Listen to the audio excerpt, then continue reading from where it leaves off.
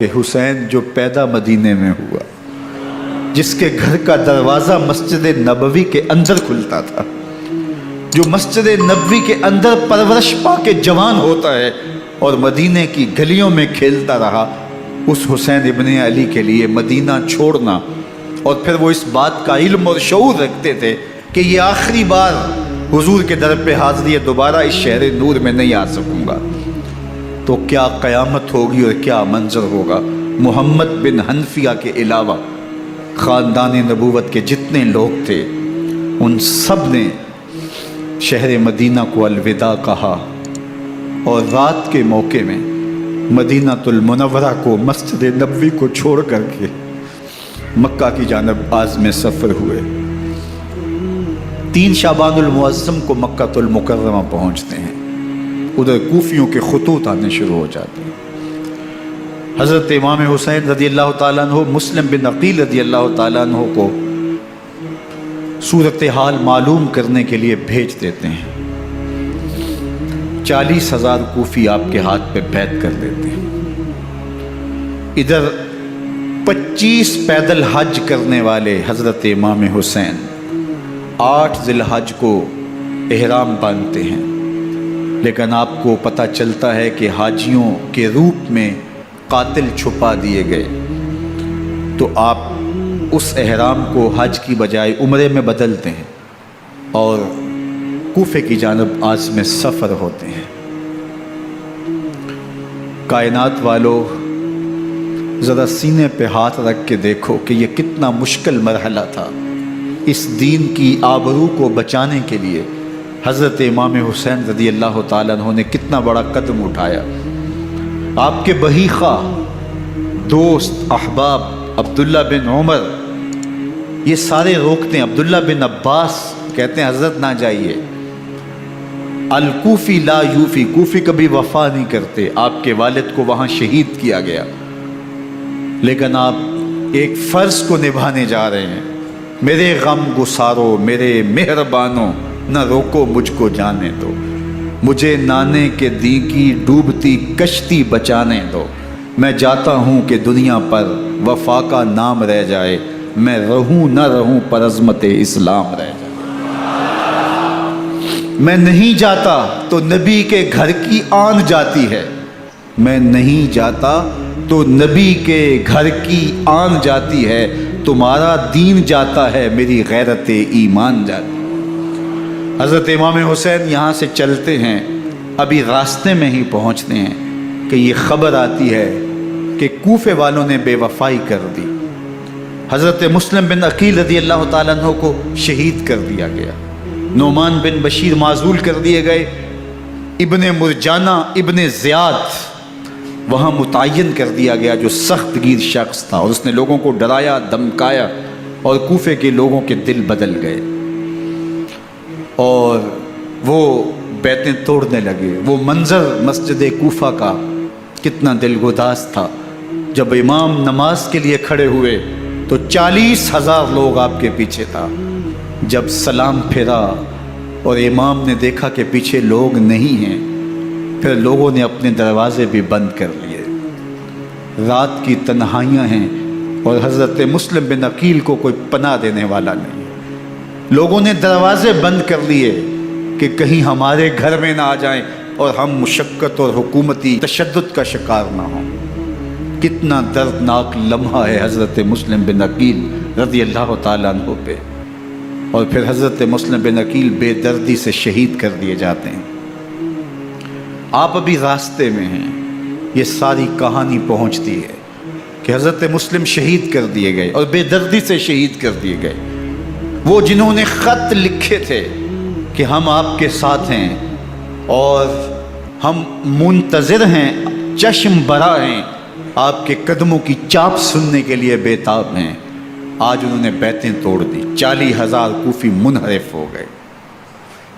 مسجد کوفہ کا وہ منظر کس قدر روح کو تڑپا دینے والا تھا۔ ہم پچھلے سال عصر اور مغرب کے درمیان جب کوفہ پہنچے تو سورج ڈوبنے کے قریب تھا۔ میں نے اپنی زندگی میں اتنا اداس موسم کہیں نہیں دیکھا جتنا اداس موسم کوفے میں دیکھا، ایسے لگتا تھا جس طرح کوفے کی آب و ہوا آج بھی شرمندہ ہے۔ جو مسلم بن عقیل اور خاندان نبوت کے ساتھ اہل کوفہ نے کیا، حضرت امام حسین رضی اللہ تعالیٰ عنہ کو ان کے بہی خواہوں نے، اعزاء نے، اقربا نے، دوستوں نے، آوان و انصار نے، ساتھیوں نے کہا کہ حضرت حالات یکسر تبدیل ہو گئے، اب ہمیں مراجعت کر جانی چاہیے، واپس پلٹ جانا چاہیے۔ تو حضرت امام حسین کافی سوچ بچار میں رہے، پھر اس کے بعد آپ نے فیصلہ کیا کہ ہم آگے بڑھیں گے۔ دوستوں نے کہا کہ حضرت اگر آپ آگے بڑھیں گے تو ہمیں لگتا ہے کہ وہ آپ کے ساتھ سلوک اچھا نہیں کریں گے اور آپ بچوں کے سامنے پیاس سے شہید کر دیے جائیں گے۔ تو حضرت امام حسین رضی اللہ تعالیٰ عنہ نے وہاں ایک خطبہ ارشاد فرمایا کہ لوگوں تم جو مجھے بتا رہے ہو مجھے اچھی طرح معلوم ہے، جو تم مجھے منظر پیش کر رہے ہو وہ میری نگاہوں میں ہے، اور جو کچھ ہونے والا ہے چشم تصور وہ منظر دیکھ رہی ہے۔ چونکہ حضرت امام حسین رضی اللہ تعالیٰ عنہ کی شہادت کی خبر حضرت امام حسین کے پیدا ہوتے ہی خاندان نبوت میں عام تھی۔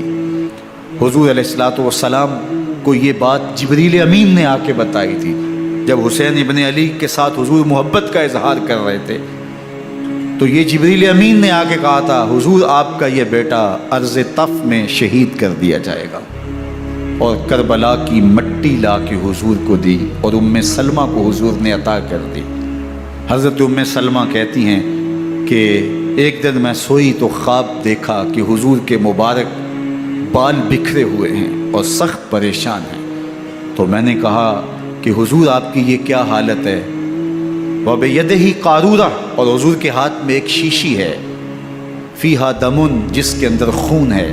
تو میں نے کہا حضور یہ کیا؟ فرمایا میں قتل گاہ حسین سے آ رہا ہوں اور یہ حسین ابن علی کا خون ہے۔ تو کہا 10 محرم کا دن تھا، دوپہر کا یہ منظر تھا، میں قیلولہ کر کے اٹھی، جب میں نے دیکھا تو وہ شیشی جس میں کربلا کی مٹی رکھی تھی وہ خون بن چکی تھی۔ تو یہ خبر پہلے دی گئی تھی، یہ بتا دیا گیا تھا۔ فرمایا میرے دوستو جو تم مجھے بتاتے ہو میں اس سے بے خبر نہیں ہوں، یہ سب کچھ ہونے والا ہے، لیکن اس کے باوجود میں کیوں جا رہا ہوں؟ تو آپ کا ایک تاریخ ساز جملہ ہے جو کربلا کے فلسفے کو ہمارے سامنے رکھتا ہے کہ یہ اتنا بڑا امتحان کیوں دیا۔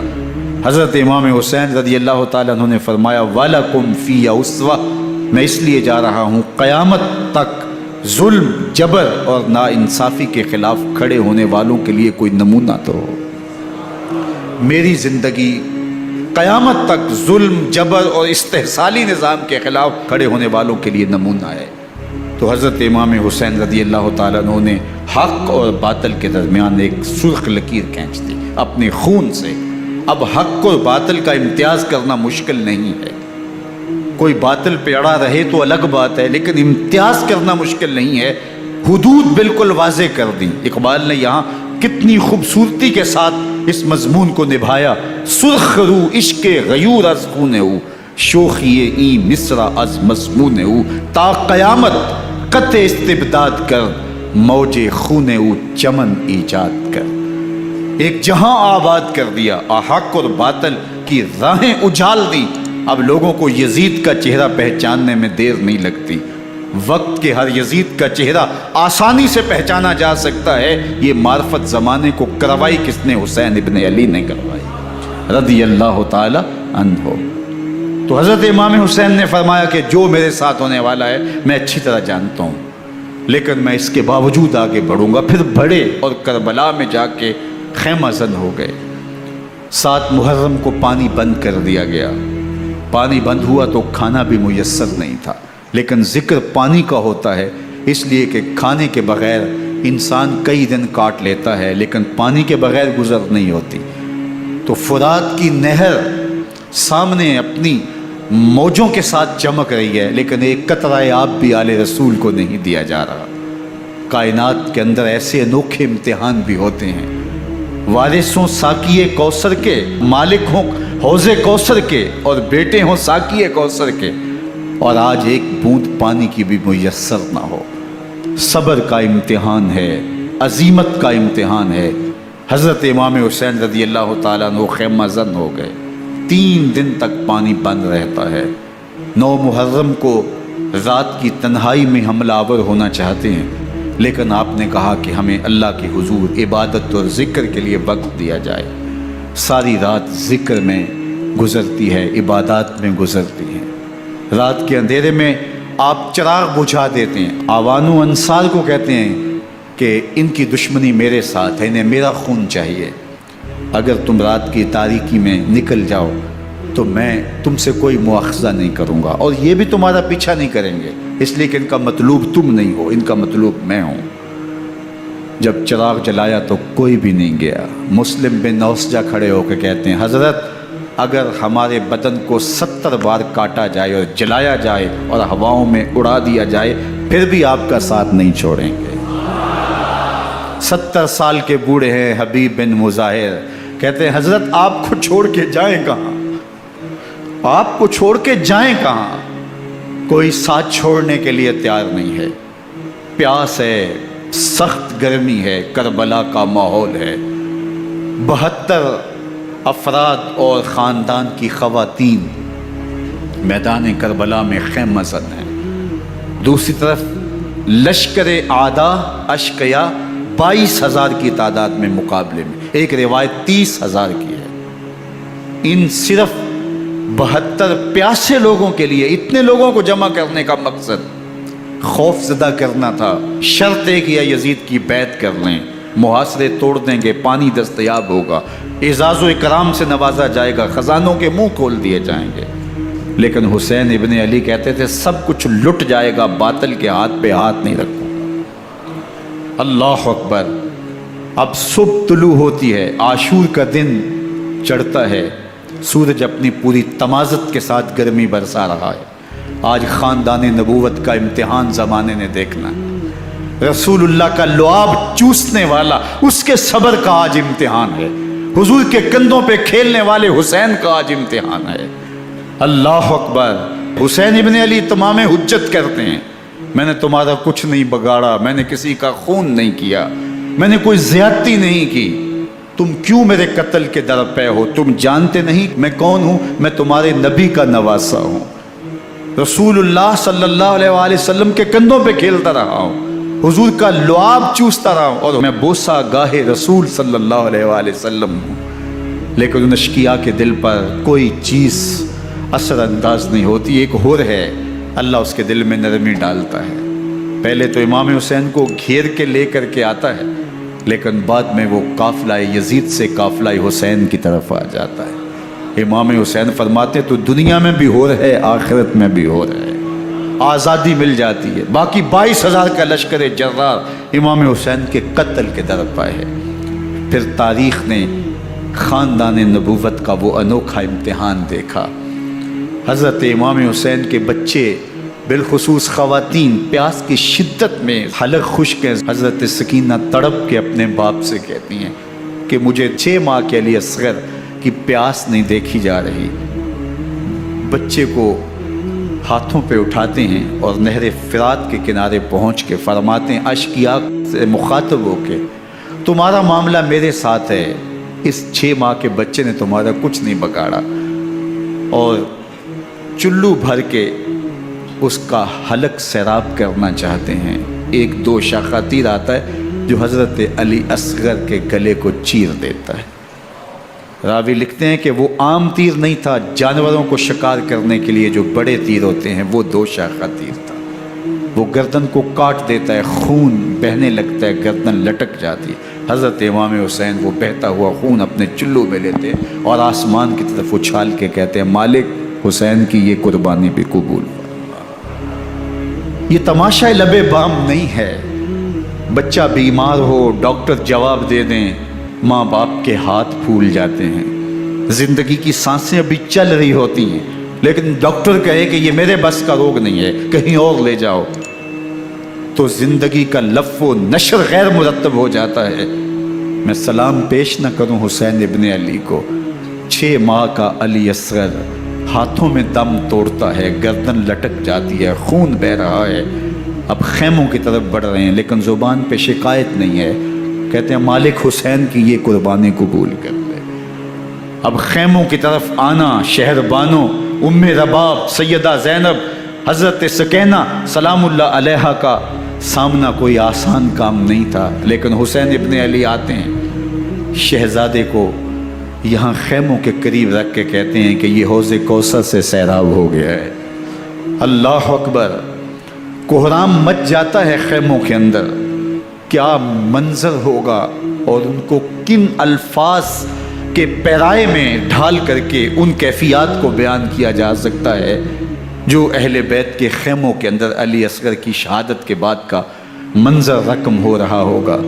اللہ اکبر، ادھر اشکیا آوازیں دے رہے ہیں، مبارزت کے لیے پکار رہے ہیں۔ زمانے نے پھر وہ منظر بھی دیکھا کہ جوان بیٹے کو 18 سال کی کمائی حضرت امام حسین میدان عمل میں بھیج رہے ہیں۔ وہ علی اکبر جو حسین کا نور نظر ہے، آنکھوں کا قرار ہے، دل کی تسکین ہے۔ اور پھر حضرت علی اکبر جب گھوڑے کی زین سے فرش زمین پہ گرتے ہیں تو باپ کو آواز دیتے ہیں، اور حضرت امام حسین جو ہے وہ آگے جا کے بیٹے کی لاش اٹھاتے ہیں۔ اللہ اکبر، 18 سال کے بیٹے کی لاش کو کندھوں پہ اٹھا کے خیموں تک لاتے ہیں اور ہاتھ پھیلا کے کہتے ہیں مالک حسین کی یہ قربانی بھی قبول فرما۔ کبھی قاسم بن حسن کی لاش اٹھا کے لاتے ہیں، کبھی اون و محمد کی لاشیں اٹھا کے لاتے ہیں، بھتیجوں کی، بھانجوں کی، بھائی عباس کے کٹے ہوئے بازو اور زخموں سے چھدا ہوا لاشا۔ کیا کیا قیامتیں تھیں جو اس کربلا کے ایک میدان کے اندر نہیں توڑی گئیں۔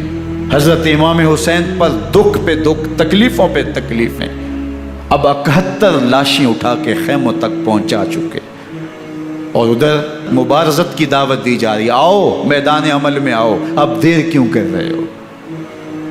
رسول اللہ کا حرم، رسول اللہ کی شہزادیاں جو نازوں میں پلی تھی، وہ کلیاں جو شبنم کا بوجھ بھی گوارا نہیں کر سکتی تھی، آج مصیبتوں کے پہاڑ ٹوٹ گئے۔ حضرت امام حسین کبھی شہربانوں کو، کبھی ام رباب کو دلاسا دیتے ہیں، کبھی حضرت زینب کو کہتے ہیں۔ حضرت زینب کربلا کے اس میدان کے اندر بڑے حوصلے کے ساتھ اپنے بھائی کے ساتھ کھڑی رہی، اپنے 2 بیٹے راہ خدا میں پیش کیے، ان کی لاشیں وصول کی، لیکن زینب جس جرأت کے ساتھ، جس پامردی کے ساتھ اس سارے منظر کو حوصلے کے ساتھ سہتی رہی، وہ یقیناً حوصلہ سیدہ زینب سلام اللہ علیہا کا ہی ہے۔ لیکن یہ وہ منظر تھا کہ زینب کا دل بھی ڈول گیا جب حسین ابن علی گھوڑے پہ بیٹھنے لگے، اور ان کو گھوڑے میں بٹھانے والا کوئی نہیں تھا، اور جو بھی سوار جاتا پھر واپس اس کی لاش ہی آتی اور حسین ابن علی لے کے آتے۔ آج حسین ابن علی جا رہے ہیں، زندگی کا سارا سرمایہ لٹ رہا ہے، حضرت زینب سلام اللہ علیہا سنبھل نہیں رہی۔ حضرت امام رضی اللہ تعالیٰ عنہ اٹھے اور آپ نے حضرت زینب کو صبر کی تلقین کی اور کہا کہ صبر ہی بہترین ذریعہ ہے اور اللہ کی قربت کا ایک بہترین سبب ہے، اور ان کو صبر کی تلقین کرتے ہوئے فرمایا کہ میرے بعد تم نے اس ذمہ داری کو سنبھالنا ہے، اور ان مخدرات اسلام کی، ان شہزادیوں کے پردے کی تم نے حفاظت کرنی ہے۔ اور پھر گھوڑے کی زین کس کے امام حسین لشکر اشکیا کی طرف بڑھتے ہیں۔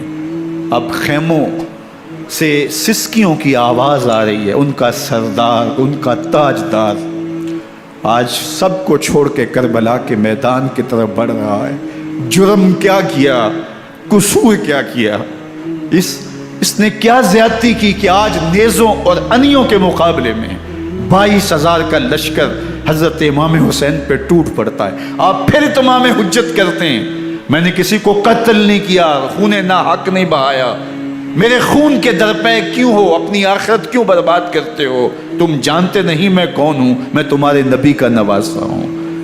لیکن ابن زیاد کہتا ہے مقابلے میں آؤ۔ پھر حضرت امام حسین رضی اللہ تعالیٰ عنہ مقابلے میں آتے ہیں، اور جب گھوڑے کو ایڑ لگا کے دشمن اشقیا پہ ٹوٹتے ہیں تو پھر ایسا منظر ہوتا ہے کہ وہ بھیڑ بکریوں کی طرح آگے بھاگتے ہیں۔ 71 زخم کلیجے پہ لیے شجاعت کا یہ پیکر جب میدان میں آتا ہے، آواز آتی، یہ کون ذی وقار ہے، بلا کا شاہ سوار ہے، لباس ہے پھٹا ہوا غبار سے اٹا ہوا، تمام جسم نازنی چتا ہوا کٹا ہوا، یہ نبی کا نور عین ہے، یہ بال یقین ہو سکتا ہے۔ یہ حسین ابن علی ہے رضی اللہ تعالیٰ عنہ۔ پھر چاند بادلوں میں گھر جاتا ہے، شامی غنڈے تیر برساتے ہیں، تلواروں سے آپ کے بدن پر ضربیں لگاتے ہیں اور نیزوں سے آپ کے بدن کو پرو دیتے ہیں۔ جب آپ کا پیراہن بعد میں اتارا گیا تو آپ کے پیراہن میں 122 سوراخ تیروں کے تھے، 33 زخم تلواروں کے اور 34 گھاؤ نیزوں کے تھے۔ جب گھوڑے کی زین سے فرش زمین پر آئے، بدن چھلنی تھا، زخم زخم سے خون بہ رہا تھا، 3 دن کا پیاسا حسین، اللہ اکبر، بدن زخموں سے چور، 71 لاشیں کلیجے پہ لیے، مخدرات اسلام کے پردے کا خیال دل میں الگ ہے، لیکن گھوڑے کی زین سے جب فرش زمین پہ امام حسین آتے ہیں، زبان پہ ہائے نہیں، نالا و شیون نہیں، چیخ و پکار نہیں، آتے ہی پیشانی سجدے میں رکھتے ہیں اور پکارتے ہیں اللہم ردن بقضائک وصبرن علی بلائک تسلیما لامرک سبحان ربی الاعلی۔ مالک گھر لٹا کے، بچے لٹا کے، خاندان سب کچھ قربان کر کے، اپنے بدن کو زخموں سے چھلنی کروا کے، تیروں اور نیزوں کی انیوں سے اپنے آپ کو زخمی کروا کے، تیرے حضور سر جھکا کے یہ اقرار کرتا ہوں کہ حسین تیری تقدیر پہ راضی ہے، مالک تو بھی بتا، تو بھی حسین پہ راضی ہوا ہے کہ نہیں ہوا۔ آواز آ رہی ہے، اس پیاسے پر علی شیر خدا کو ناز ہے، اس نواسے پر محمد مصطفیٰ کو ناز ہے۔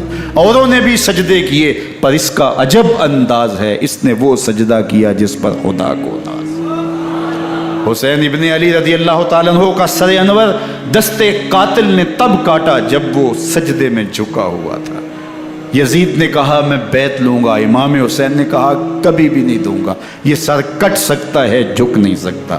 سر کاٹ کے نیزے کی نوک پہ چڑھا دیا گیا اور یہ اس بات کا اعلان تھا کہ ہم جیت گئے اور حسینی ہار گئے، اور لشکر یزید میں غوغا مچ گیا، نقارے بجنے لگے کہ ہم جیت گئے، دیکھو امام حسین شہید کر دیے گئے، اور سر کاٹ کے نیزے کی نوک پہ چڑھایا گیا۔ لیکن لشکر یزید سے یہ آواز آئی یہ کیسا سر ہے جو کٹ کے بھی سر بلندی ہے، کٹ گیا ہے پھر بھی اونچا ہے، اللہ اکبر، یہ سر سجدے میں کٹا ہے، رب کے حضور عبادت کی حالت میں کٹا ہے۔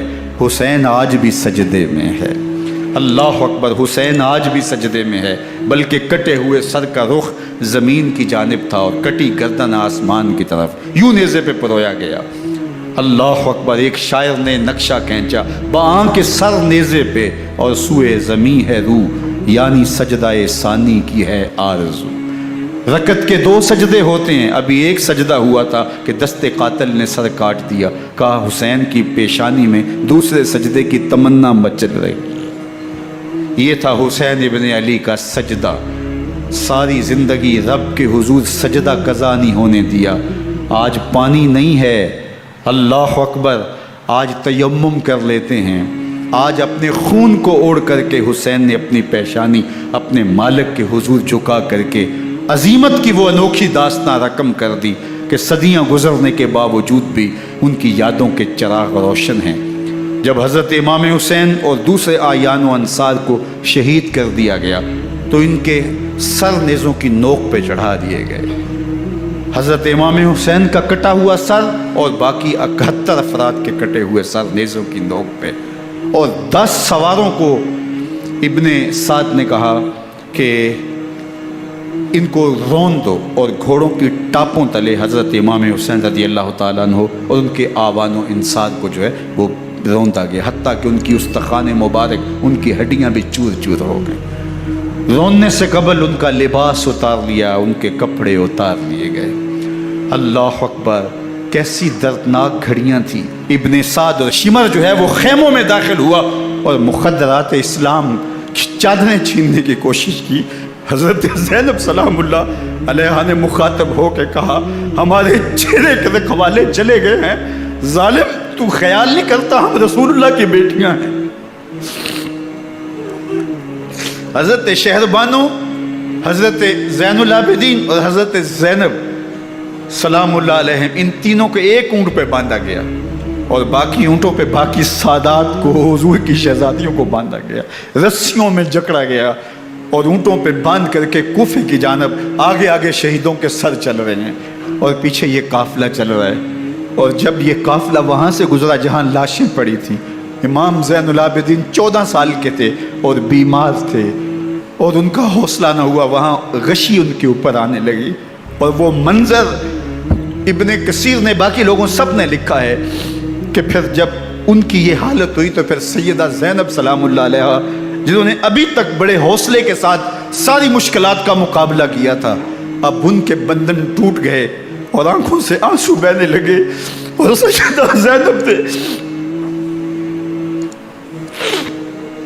इमाम हुसैन रज़ी अल्लाह ताला अन्हु की लाश पे खड़े होके, और वो रोंदी हुई लाश, टूटी हुई हड्डियाँ और वो बड़ा बदन, कटा हुआ सर नेज़े की नोक पे और लाश ये पड़ी है, तो हज़रत सैयदा ज़ैनब ने मदीने की तरफ मुँह करके जो है वो हुजूर से फरियाद की, या मुहम्मद आहो, या मुहम्मद आहो, हाज़ा हुसैनुन बिल आरा मुज़म्मलुन बिद्दमा, या मुहम्मद आहो बनातों का सबाया।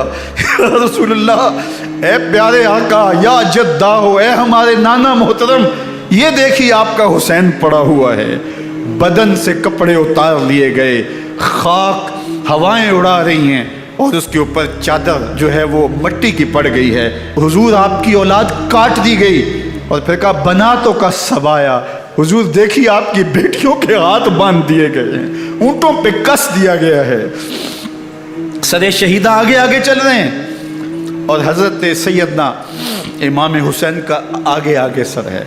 रास्ते के अंदर एक जगह आई, रात गुजरी और इनको उतारा गया। रात का मौका था, एक खातून आई और उसने कोई खाना पेश किया इनको और कहा कि मैं किसी ज़माने में हज़रत सैयदा फ़ातिमा तो ज़हरा की नौकरी किया करती थी, उनकी लौंडी थी, उनकी कनीज़ थी, और आज मुझे पता चला कि आप लोग गुज़र रहे हैं, तो मैंने कहा कि मैं अपनी मखदूमा के ख़ानदान की खिदमत करूं। और फिर उसने कहा कि उस वक्त सैयदा की गोद में एक 6-7 माह की बच्ची थी जिसको ज़ैनब कहा करते थे। तो सैयदा ज़ैनब ने कहा कि अम्मा अगर पहचानती हो तो वो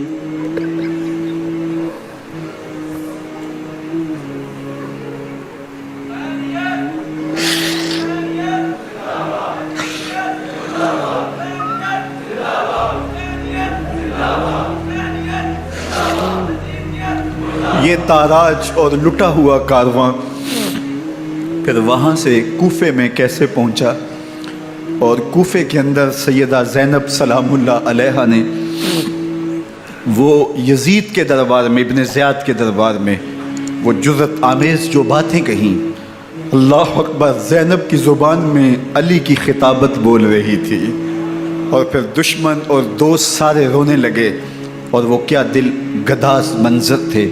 और फिर ये सरों का काफ़िला और सादात किराम का मुश्कें कसी हुई हैं और ऊँटों पे बांधे हुए इनको वहाँ से फिर कादसिया और कादसिया से फिर दिमश्क यजीद के दरबार में पहुँचाया गया और वहाँ से ये लुटे हुए खानमा बर्बाद ताराज लोग मदीनातुल मुनव्वरा में कैसे पहुँचे और अहले मदीना ने कैसे इस्तकबाल किया, और वो मंजर कितना दिलगुदास था जब अहले मदीना ज़ैनब से पूछते थे ज़ैनब हुसैन कहाँ है।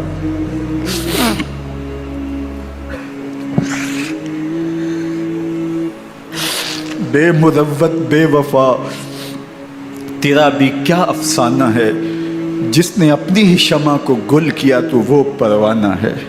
अपने पैगंबर के शहजादों को और अपने पैगंबर की शहजादियों को जो दुख इस उम्मत ने दिए, ये कायनात की एक अनोखी दास्तां है।